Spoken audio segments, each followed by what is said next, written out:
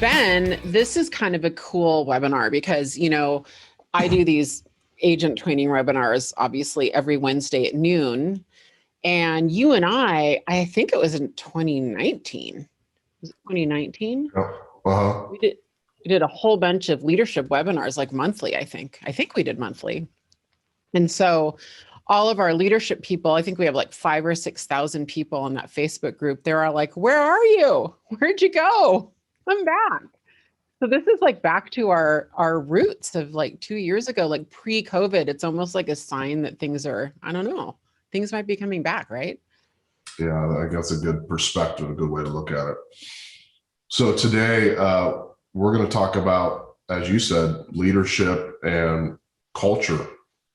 And I prepared a little bit of content for us to have a conversation and a dialogue about. But maybe we could just throw everybody in the audience, if you're on chat right now, what's your biggest question about leadership? Throw it into chat, and as we go through, we'll think about it and see if we can address it. And I'll go ahead and I'll share the screen and we'll have some fun.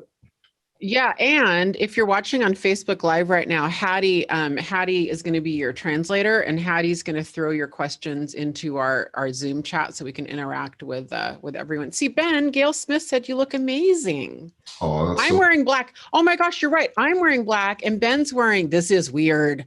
Is it Wacky Wednesday? It's like we're reversing. Weird. That's funny. So there's about an 80% chance that I'm either going to die during this call or I'm going to start coughing. So just bear with me. And if I mute myself quickly, then you guys will know exactly what's going on, right? For sure. Yeah. So leadership and culture. That's today's conversation, if we can make our way through it. I want us to ask ourselves the question, what would it take for us to be the CEO of a department or an organization that could really, truly scale? And here's the first question. Write this down. Do you have the motivation and focus required for a journey that's likely going to take years? So many of my friends and partners, they say things like, gosh, I suck at leadership. And here's the truth. No, they just haven't been leading very long. Like, it's very easy to manage an admin or an ops person or one person. You have this little tiny small world because you're friends and it's close and they fill in the cracks and they fill in the problems. But when you want to build a growing, bigger enterprise or organization, it stresses you, right, Via? Oh, I don't even have words to respond to that. Yeah. And I don't know, Ben, I don't know. There's another way you can learn all you want. You can read all the books, and you do just have to lead to go through it. I don't know another way to learn it.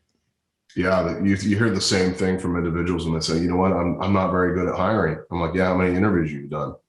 And they say, well, I've done 20. Well, kiss my ass. Are we allowed to say ass on this call? I don't know. I haven't got to. We just did. So yes. Sorry. Yes. Do 1,000 and then let's talk about it. Right. You don't get good at doing real estate by going on one listing appointment. You do good at real estate by going on 1,000 of them. That's right.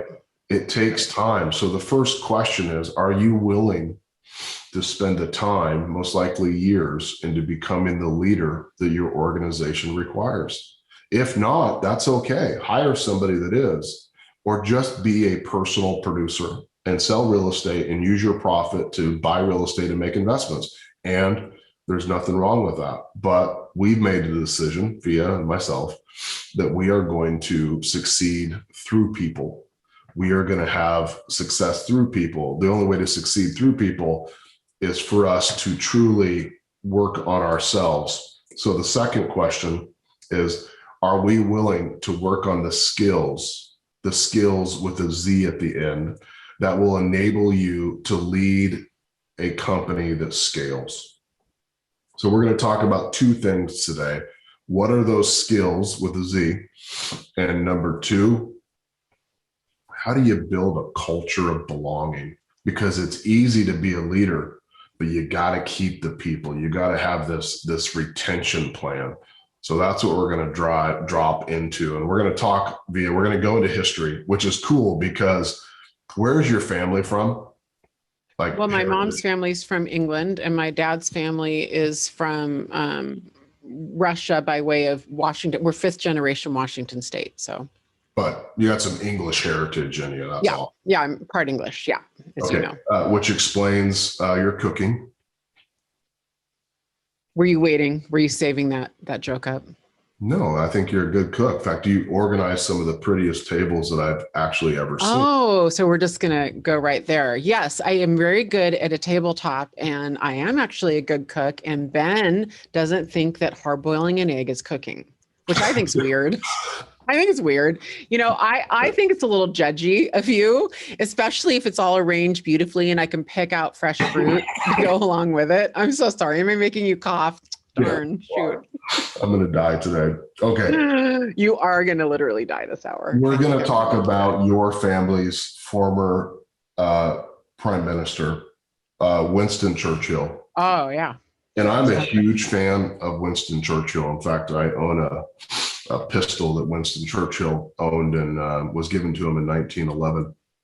And I have Winston Churchill posters on my walls, and I've listened to a lot of his speeches, and he was a phenomenal leader, and he was not good at everything. So when we dive in to the skills of a great leader, I want you to understand that leaders are incredibly flawed. And if they aren't, they haven't done anything incredible. So if you look at people that it looks like, hey, they never make the mistakes, nobody ever quits, that sort of things, they have a small world. And because leaders that are pushing it, they make a lot of mistakes, right? Constantly. So we're going to talk through really what made Winston Churchill, in my mind, one of the greatest leaders of all time. Have you read The Splendid and the Vile? Did we talk about this? I have read The Splendid and the Vile. Oh, it's in my podcast. It's one of my top favorite books of the year because Seychelles told me about it. I couldn't stop listening to it. So good. Anybody on the call, have you guys read any Churchill books or at least seen some Churchill movies? The Darkest Hour, Dunkirk in its own way was Churchill. So good. I don't want to get sidetracked on this, but you want to hear something really cool about The Splendid and the Vile, then we'll move on. Yeah, sure. So my mom was born outside of London on August 18th, 1940. And she was born because they shipped all the pregnant women and the kids off from London. She's from East London, which is where a ton of the bombing happened.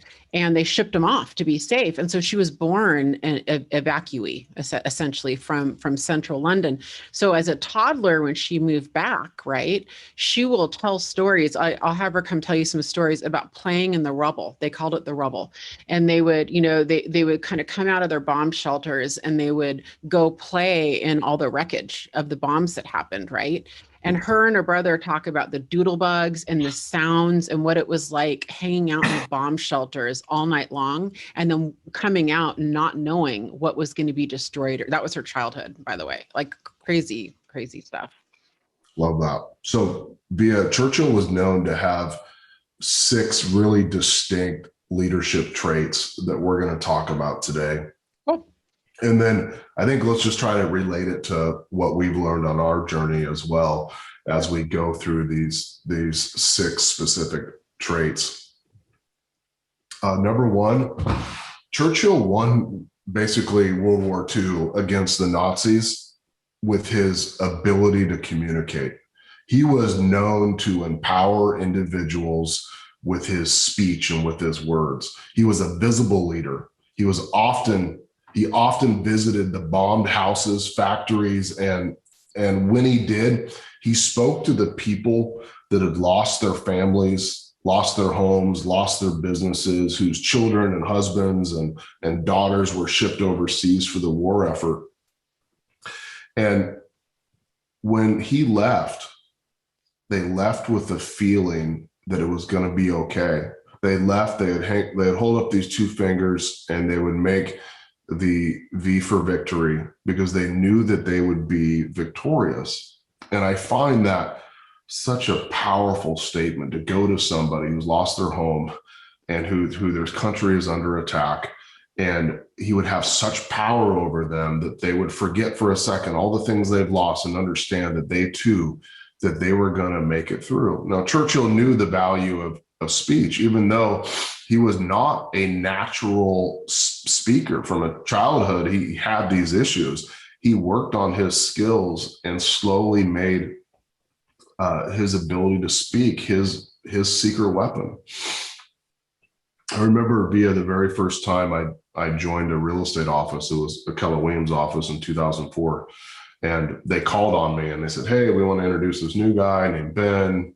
He currently works as a cable guy at Comcast, so he's part-time. And do you want to share a couple of words? And I stood up and I got prepared to speak, and it just came out blah, blah, blah. And my hands were shaking like this. I was so nervous. I was scared. I was just a scared little fella, everybody. And it bothered me so much that I made a promise to myself that at every meeting, I was going to raise my hand and ask a question or make a comment until it no longer bothered me. And then I asked if I could speak for 15 minutes. And then I asked if I could teach a class. And over time, most people wouldn't know that I was raised with a horrible stutter. And still sometimes today, I have to articulate my speech so it doesn't come out with a stutter. Great things like communication, it takes work. So as you write down, how am I going to become a better communicator to my spouse or my partner or my girlfriend or my boyfriend or my employees or my agents or my customers? Write that down. And what is your plan for it? What are you thinking, Via? Yeah. I'm not going to, bunny trail us and jump in on all of them, but obviously that, this is a really big topic for me. And so there's a couple things that I think I'd love to share with everybody. One of them is that, if you listen to what Ben's saying, this isn't about being a skilled master at communication. It's about showing up. And I think that it's about listening and it's about doing the best you can and getting better. I have been on a long journey of improving my communication. And I think back to a funny story I've told a few times, Ben, when I first started in this role. And for those of you guys who don't know, I was a real estate agent here. I've known Ben for quite a few years, and I made the transition to become one of his leaders, W-2 employee. It was a big transition for both of us, kind of a different relationship than just having him own the franchise I was practicing real estate. And so first couple of months in the role, I met with everybody and, kind of did some deep diving to kind of understand what our priorities were. And we had a really big meeting planned up in Bellingham, about 90 minutes away. And I went up to Bellingham and I had about 6 weeks now of research and interviews and appointments. And what Ben, I don't know if you know it even now, what he didn't know is that it was such a new job and it was so important for me to dive in and do a good job. I felt really responsible to do a good job.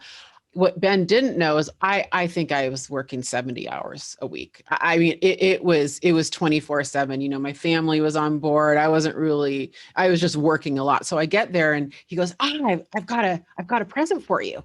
Like, oh, that's so nice of you, Ben. And so he goes back to his office and he comes back and he's carrying a stack of books for me. And I'm like, I can't even. He has no idea. Like, you want me to read 6 freaking books right now? Like, are you kidding me? So I'm like, oh, good. Again, like, thank you so much. Oh my God. And I shoved the books on a chair. I couldn't even look at the books because I was working so hard. And I didn't want him to know I was working that many hours, right? Because I didn't want him to think I had such a big learning curve, which I did. So I grabbed the books. I drive home to my house. I walk in, I throw the books on the counter and I eat dinner with my family. So after dinner, my husband goes, wow, those are quite some books you've got there. Did you buy those today? I'm like, oh no, Ben gave them to me. And he goes, I go, what's so funny? He's like, that's funny. And I'm like, well, what's so funny? He's like, have you seen those books? I was like, no. And I looked at him, I hadn't really seen him. It was like, how to say what you want to say in 30 seconds or less. The Articulate Executive, How to Communicate, Corporate Communications, Simply Said. And I was like, oh my God. So I text Ben, I'm like, is this like passive aggressive coaching? Is this like, what is this how we do this? like, this is the deal. You just give me a stack of books, like, Via, go get help.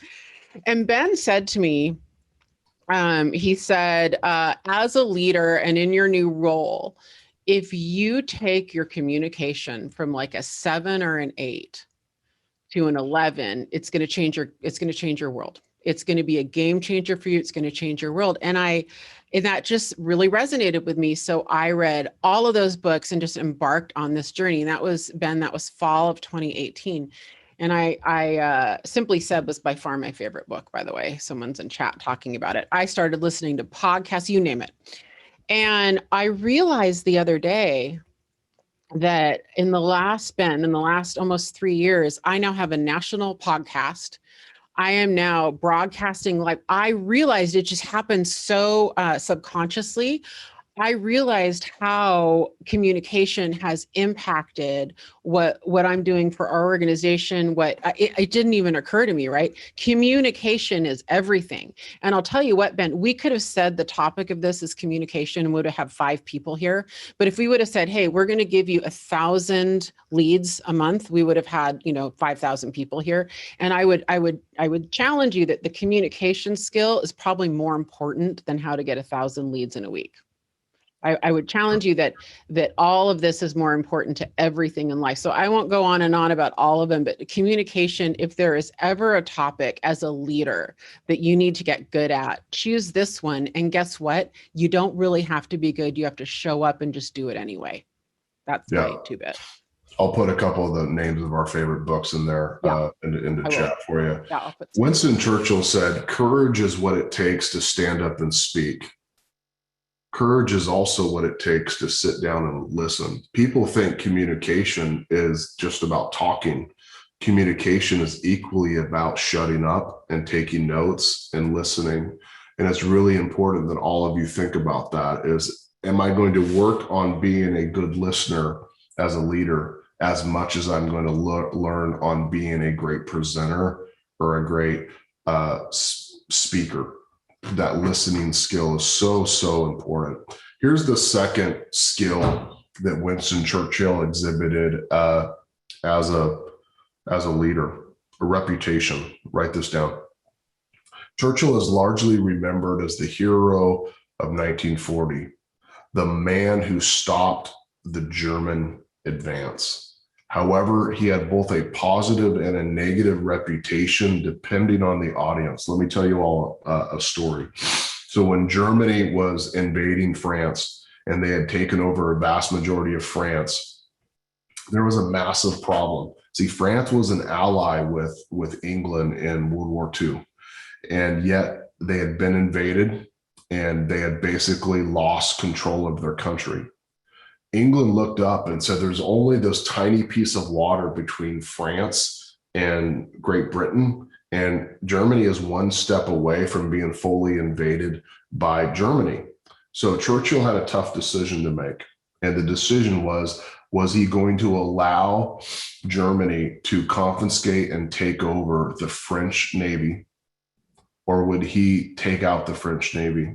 And he made the decision to bomb and destroy the French Navy, because those ships were the one thing that was going to stop Germany from crossing the water between the UK and Europe. Imagine getting to that point where you have to make the decision that you have to bomb your allies, or even sending troops into the war, or invading, and all these things. He knew that many of the men and boys and women that he sent were going to die. He had such a positive and a negative reputation.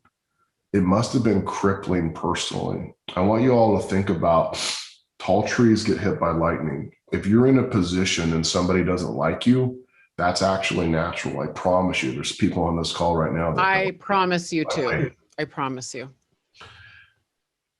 Winston Churchill was actually voted out of being prime minister just weeks after winning the war. He beat World War II and he was voted out as being prime minister. Imagine what that would feel like. Winston Churchill said, it's not enough to do our best. Sometimes we have to do what's required. Think about that, everybody. Sometimes it's not enough to do our best. Sometimes we got to go above that and simply do what's required. The third trait of Hey, Ben, before we move on to passion, my only comment to just drive in that reputation home, especially because we're talking about leadership, right?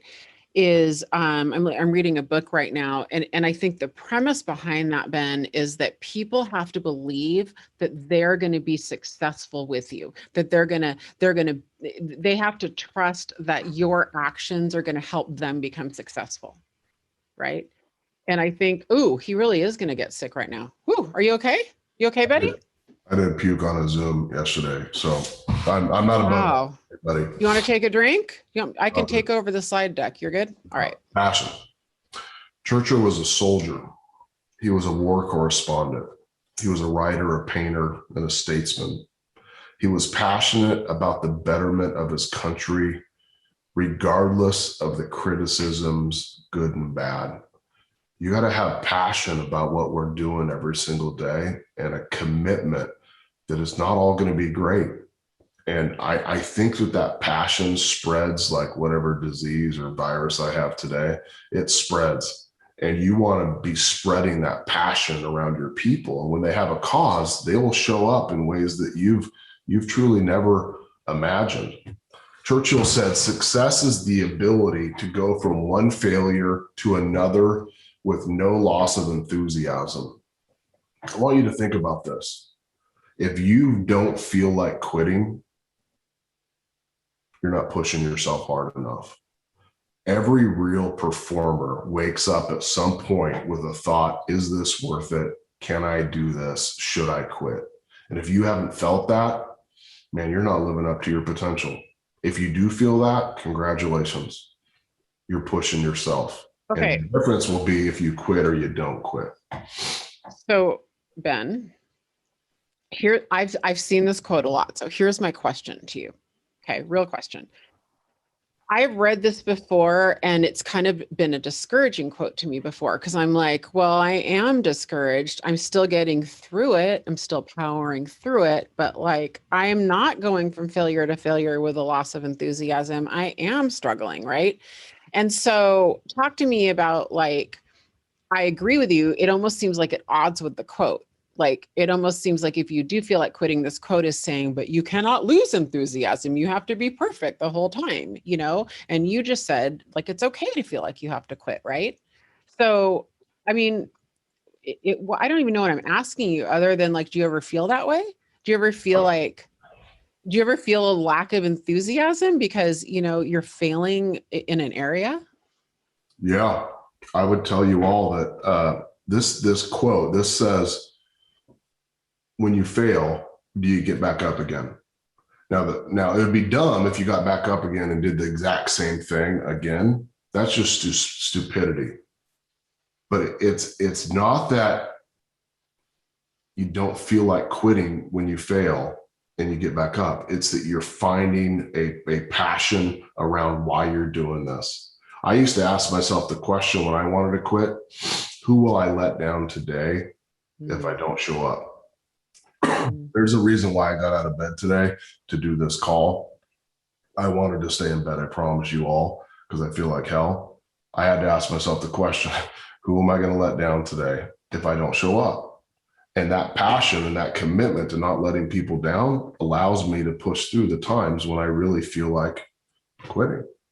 Yeah. Churchill also had a great vision. A great leader will have a clear vision, a goal, and will not shy away from showing others that vision. Having a clear goal is as vital as any weapon you could bring to war. It is a powerful tool that can be used in times of chaos and adversity. As for Churchill's vision, it was total victory. He was one of the first advocates of the V sign, V for victory. Well, V for Via. You just didn't know it yet. Oh, is that what it was for? In the movie The Darkest Hour, they said if you did it this way, it actually meant up Oh yours. yeah, that's right. But if you did That's it right. this way, it meant V for victory. Somebody else stole it in the 60s when they were high and said it actually means for peace. But no, this is the V for victory sign. What I Hey, want to ask you Ben. all a question. What is total victory in your life? Like, how do you know if you won? And I think that's been a big source of my discouragement over the years, is I've been thinking so long I was never satisfied. I didn't find things to celebrate and things to be victorious about every single day and every single week. And because of that, my people didn't celebrate. And because of that, the people around me didn't feel like they were winning, because we pick such big goals or long, far out goals. We don't ever feel like we're winning. So a key takeaway here is ask yourself the question, what would winning look like tomorrow? And then go out there and do something about that. Go win tomorrow. Don't worry about if you're winning for the year or the next 5 years. Just go win tomorrow. Go ahead, Pia. Yeah, well, I love that. And I was going to add something to the vision slide, because I think it's one of your superpowers. And I think I really probably really internalized it during the pandemic, during quarantine. And that is, have a clear vision and have a simple vision. I think that you have helped me anyway, crystallize things and simplify them more than I was before. And it takes more time up front to do that, to crystallize and to be simple. It's actually easier to be complicated. And so just listening to you just now, I would argue that one of my themes over the last few years has just been, in general, putting more time in, been upfront, to get clarity on the goal, clarity on the outcome I want. Do you guys ask yourself at every conversation, at every meeting, every time I have time to meet with Ben, it's intentional, not just a check-in. I ask, what is the outcome I want out of this? I mean, every time, you guys, every important conversation, I'm asking myself, what's the outcome I want? Are you? And then, what are the actions to get to that outcome? Am I crystal clear those are the right actions? Ben says to find a win. I gave him a list of 37 things the other day, and he looked at it and went through, and he's like, there are 2 things on here that matter. The rest don't matter, because those 2 things are the most important actions to get, to eventually get all the 37, right? So just having a simple and clear vision of your outcome and your goal, and also of the action items to get there, Ben, I think is just worthy of restating. Yeah, well said. Churchill said, victory at all costs, victory in spite of terror, victory, however long and hard the hard may be, for without what, Via? Victory. There is no. For without victory, there is no survival, because survival is winning. Success is survival. Sometimes success is simply survival. Yeah, victory at all costs. I almost lost my voice and threw up at that same exact quote. I will read the slides, my friend. I should have jumped in there earlier. Sorry. Victory at all costs, victory in spite of all terror, victory however long and hard it may be, for without victory, there is no survival. That's right. Next. Courage. Courage is considered to be an essential skill that any leader could have. And Churchill had very tough jobs throughout his career, and different really tough posts during the war. Even more difficult are the decisions that he had to make and that he had to carry through until the end. Mm-hmm. If you watch Dunkirk, that was a decision that they had to make to get all the troops mm-hmm. off the shores mm-hmm. in Normandy so that they weren't decimated by the Germans. If you read back into history, there's some history around probably one of his greatest failures in his career was happened in the Dardanelles, which was in the Mediterranean. He sent troops in there to go and fight against the Germans, and he had a perfect plan, and yet his plan wasn't executed. Here was his plan: go onto the beaches, storm up, take on the Germans. But his generals didn't do his orders. They got to the place, they set up camp down below, they got ready, and it was days later that they finally climbed to the top of the cliffs. And by that time, the Germans had dug into the trenches and hundreds of thousands of British individuals died in that single order. And many people blame Churchill for it. The sons died because they went into war. And what I take away from that is it's not just important to have a good plan. It has to be the execution, and the generals and people in your world, they have to execute it in the way that you had imagined. Think about that. For sure. But staying on courage. I think you said something really smart, and it's, it's kind of a theme right now anyway, but and it happens to be my leadership style. And that is, courage isn't the absence of fear, Ben. So courage isn't the absence. Courage is doing it despite fear, right? And I think that showing vulnerability as a leader, I've seen Winston Churchill. I've seen all of it. My family's British. I also like Winston Churchill, and he didn't hide it. He wasn't actually a great poker player. He didn't hide in some of his speeches. You could see he's an emotional guy, right? And I think that as leaders, I remember, this just came to me, Ben, right when the pandemic started. I remember the speech you gave our whole company. And I've had a lot of people bring it up to me since then. You didn't hide the fact that you were scared, because we were all scared, right? You didn't really hide it. And I was really proud of you for that. It was your way of showing vulnerability. What you did is you said, we're going to go after it and we're going to win this anyway.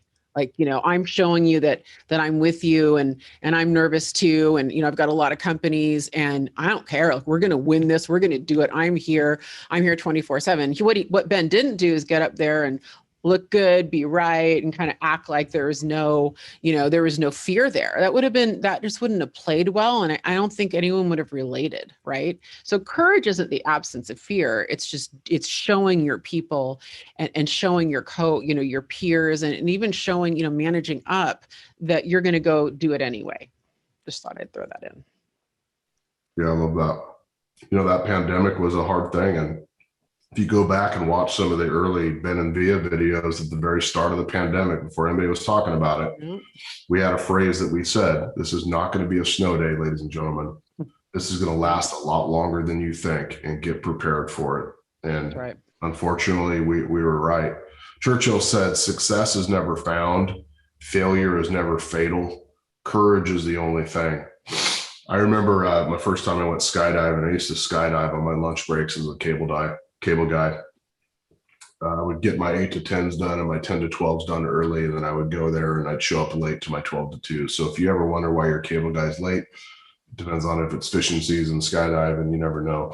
But I went skydiving once, and I was with the instructor getting my certification, and the guy said, I asked the guy, I'm like, hey, do these things never work? He's like, yeah, but you don't have to worry about it. And I said, why? Because I'm fiddling with my parachute. And he says, well, if it doesn't work, you have the rest of your life to figure it out. Think about that. Hey, Ben, fun fact that our viewers don't know, you and I know this, but Ben and I skydived at the same place. We were both skydivers, and we skydived at Harvey Airfield in Snohomish, right? Probably. Isn't that what we decided? Probably close to the same time frame too. Probably close to the same time. I mean, yeah. I only did like 18 jumps though. I think you did more than me. Not very many more. The next trait is action. All of the great leaders' characteristics would be meaningless unless they are willing to put them into action. Churchill did not stop working, which is evident when he put stickers on orders that state action. When via this day, action today, right? After France collapsed, he was concerned that they would pass over their battleships. We talked about this, and he had to bomb them, that there would be no surrender. And if you listen to some of Churchill's speeches, and you hear the darkest hour speech, and you hear that we are going to fight in the hills and on the beaches and in the cities, that there will be no surrender. Victory at all costs, victory in spite of all terror, victory, however long and hard the hard may be, for without victory, there is no survival.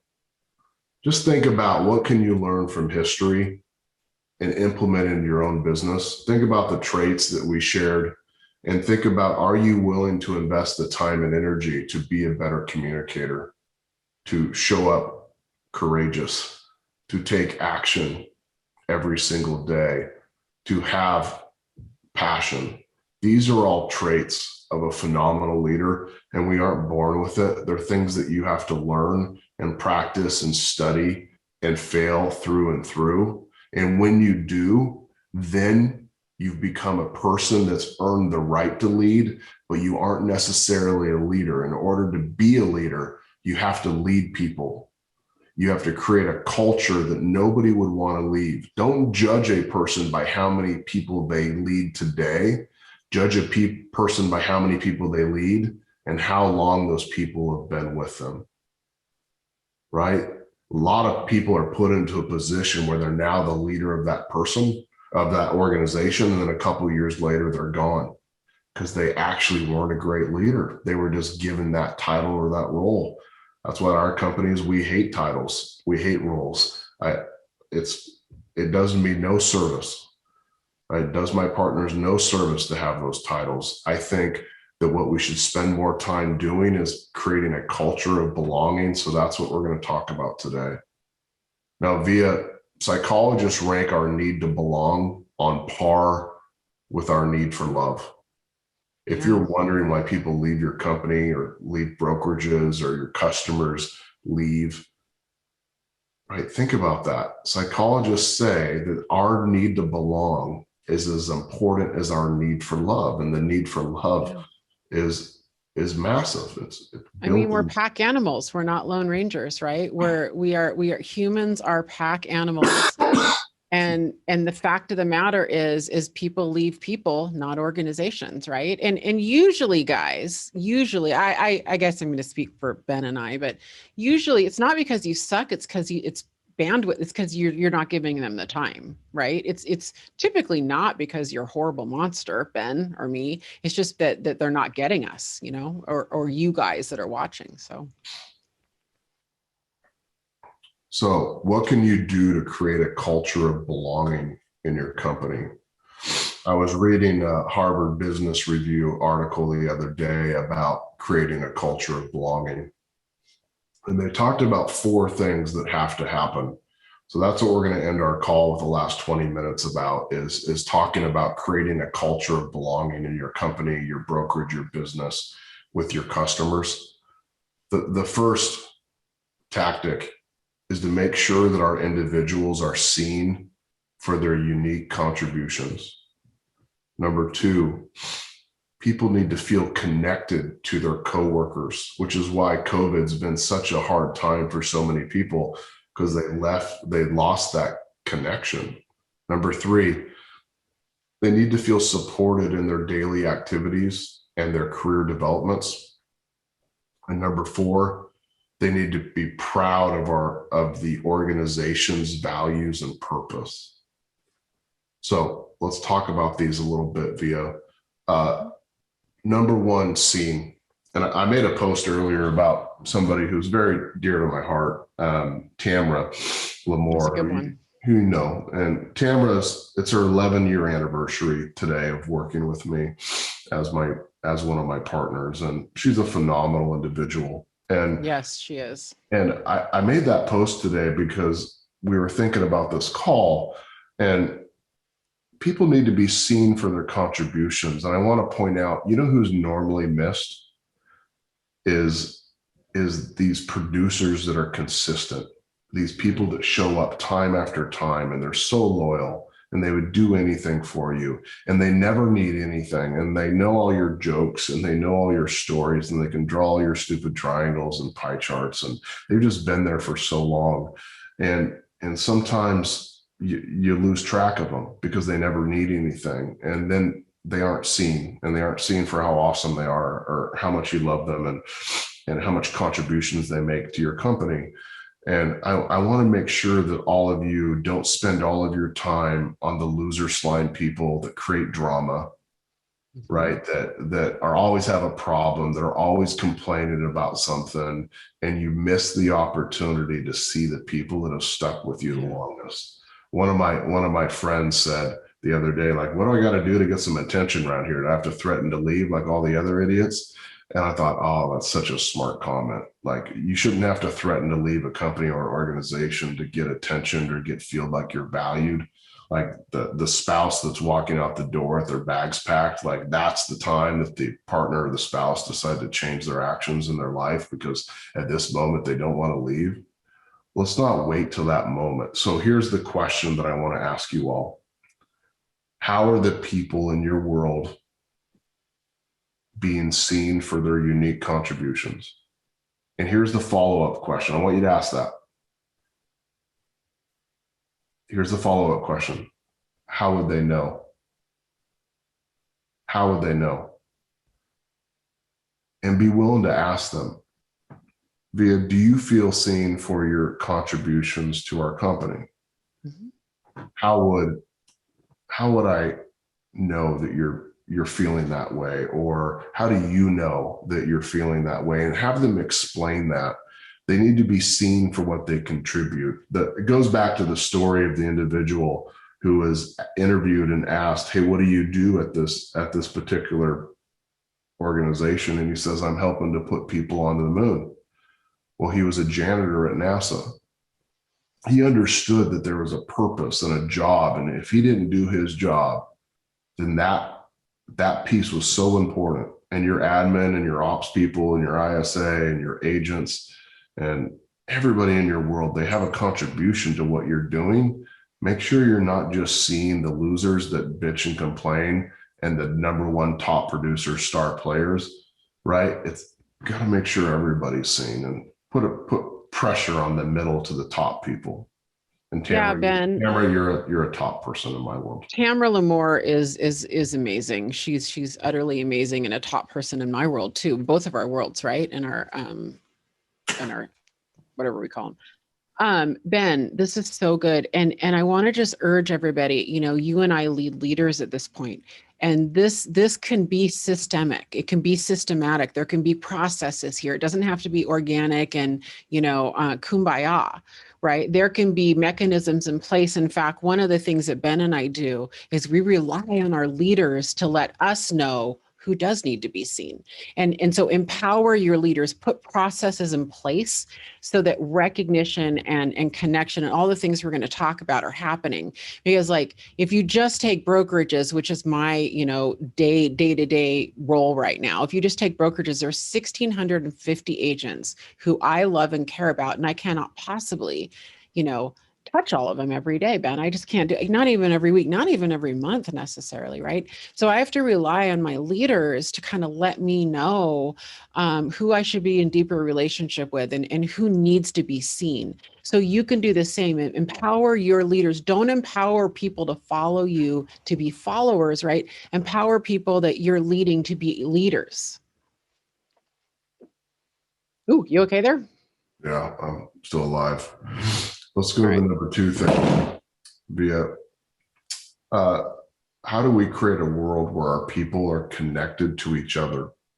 So often we create worlds where people are just connected to the leader when the leader gets busy or when leader has their own personal issues, that they lose that sense of connection. Our job as a leader to create an atmosphere and a community where our people are connected to each other. How could you do that? And that's the question that I want you to ask yourself. What am I going to do to make the people in my company feel connected to each other? When you do that, they become unrecruitable. It's really hard to recruit somebody from a family, right? And you have to find a way to do that. Number 1, make sure they're seen. Number 2, make sure they feel connected. Any tips or advice, Via, that you give on how you would make people have that feeling of connectedness? I work really hard at this because even before COVID, my world by definition is always virtual, because I run 8 different offices that are end to end about 3 hours away from each other. So they're separate offices, so that they're never together.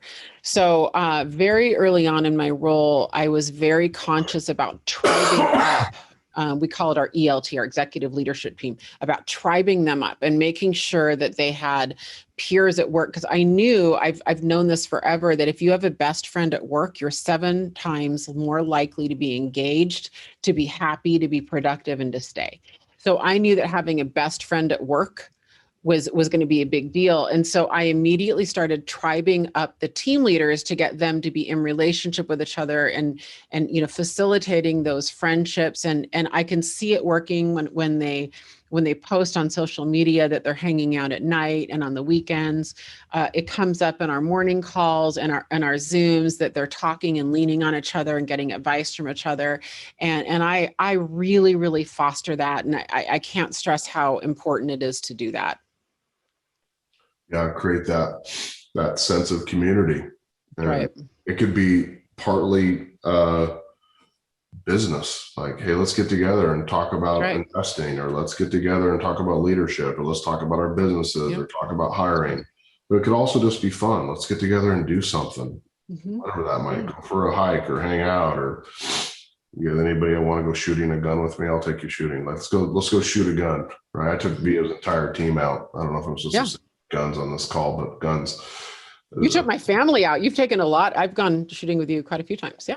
There we go. Okay. Number 4, supported. Our individuals need to feel supported in their daily work and career development. It kind of goes back to the fiduciary duties of a leader. Yeah, I was just thinking that. Right. Because the third fiduciary duty is to make sure that they have access to the training, coaching, mentoring systems that they need to run their business better. Technology would be another great example, but not just to get into production, but what's to that next level? Are you developing people as leaders? Are you developing them into being wealthy by helping them with a financial plan or investing strategies? Are you thinking about other opportunities for them? It's career development. Career is meant to last a long time, unless you want to have this world where you're always churning people out. You're going to have to make sure that you create a culture where your people feel supported in their daily work and the career development. And here's what I want to tell you. It doesn't take much time. It simply takes a standing everyday meeting with everybody at once, where you simply say, who needs something today? How's everything going? What can we provide better for you? What do we need training on?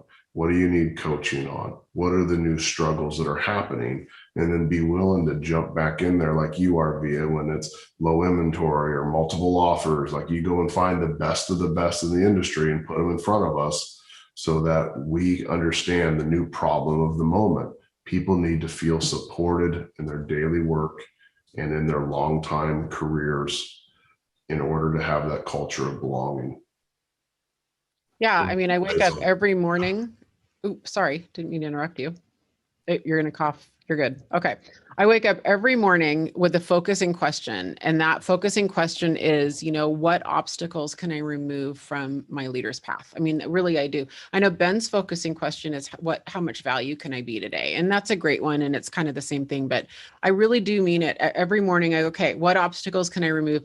And I mentally go through all my leaders. I go through all my entities. I just have this little mental exercise I do. I guess it's weird. And it's really my way of thinking, how can I support my leaders? And it's empty rhetoric unless I'm actually doing it. So I guess the follow-up to that is that, I really am there for them. And I hope they would agree with that I will jump in, and Alicia Brown calls it walking the dogs. Walking the dogs is her term she uses for putting out fires and solving her problems for her, so she can move on with her growth goals. So, I think a focusing question for you to ask yourself is, how have you felt supported from a leader, right? And then put that in return back into your people. I think you say, what do I need to do to support my new people? What do I need to do to support my middle tier people? What do I need to do to support my top people? And then I also add, what do I have to do to support my loyal people, my people that have been with me the longest? What new opportunities can I create with them so that we create a world that neither one of us would ever have to leave. If you do that, you're creating this culture of belonging. Lastly, proud of your organization's values and purpose. I want to put something in your heads. If your agents or partners or whatever bring you referrals, they're proud of where they work. If your employees bring you other employees that want to work with you, they're proud of where they work. And if they don't, I would ask the question, are they really proud of who you are and what your business offers? Because if they were, don't you think they'd be talking about it at the barbecue? Yeah. When somebody says, what do you do for work? And they say, I work for the best freaking person ever. I love Via. She's such an awesome leader. Like, she takes such good care of me. It's an amazing world. Can I give you an example? And the person looks up and says, gosh, my boss hasn't done shit for me ever. Do you think that Via needs more people? And that person says, yeah, absolutely. You should talk to Via. When your people are proud of where they work, the leads come in naturally. When your customers are proud of who they worked with and the service you provide, the leads come in naturally. Being proud of not just the service and product that you offer, but also your organization's values and the purpose. I remember early in my career, every once in a while, somebody would say, oh, you're a realtor. I see your signs around. And I changed it. I stopped doing the ego advertising, as I called it. And I started doing things like matching charities for the food drive, or matching charities for homelessness, or giving money away whenever possible. And now when somebody grabs my debit card or credit card at a dinner in town, they say things like, oh, thanks. You do a lot for the community. Mm. And when somebody is wearing one of our jackets in town and they say, oh, you work for Brivity, or you work for Place, or for the Keller Williams office, whatever, company jacket swag they have on, and they say, hey, I'm really proud of what you guys are doing for the community. Like, that changes their world. I want you all to think about that. Like, what can you do to make sure that your community, your customers, your employees, and your partners are proud of where they work, and your values and your results and your purpose? Ask yourself the simple question, how would I know if they were proud of me? How would I know if they're proud of where they work? How would I know if they're proud of the service that they provide? And I think this is a framework for a conversation that you should be having with all of your people this week. Here's what I mean. When employees and agents feel seen, when they feel supported, when they feel connected, and when they feel proud, when they can identify with you, when they see you focusing on improving your patients, on your emotional intelligence and your leadership, when they see that you are connecting with your people by sharing things that make you relatable and interesting and vulnerable and empathetic, right? We need to be doing things where we share, where they can relate to us. They don't want to see us as perfect or never making a mistake or super smart, because the moment they do, they aren't going to try to do what you've done. We need to stop impressing people and start empowering them. When we do that, a lot of stuff will change in our world. That'll be done by us being responsive, being appreciative, being empowering, right? Our job as a leader is to carry the culture of the organization. If you have a bad culture, it's your fault. We need to praise good work. We need to give honest and quick feedback. We need to be responsive to people's concerns. If you do that, you're going to be winning. That's right. So Ben, I just took the opportunity to go through all of the questions, and I know I want to do takeaways, but I thought Olivia had a really good question.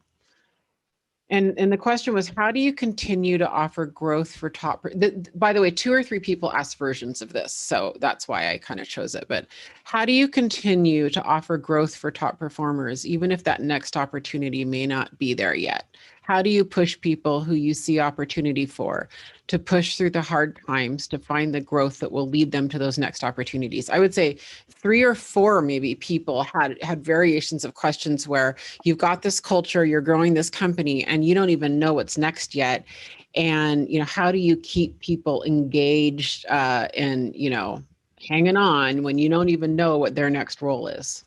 Sound familiar? Yeah, for sure. I think it's a